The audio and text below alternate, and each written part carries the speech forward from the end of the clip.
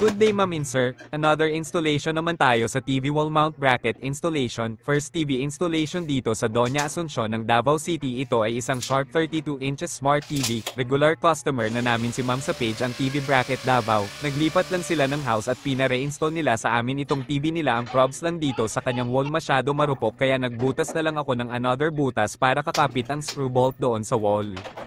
At ito naman ang pangalawang TV na wall mount bracket installation natin dito sa Awag Macaca ng Davao City. Ito ay isang Skyward 65 inches Google TV. At sa aking page lang ako ng contact ni sir ang TV bracket Davao. Papalitan lang nila itong isang TV nila kasi nasira na.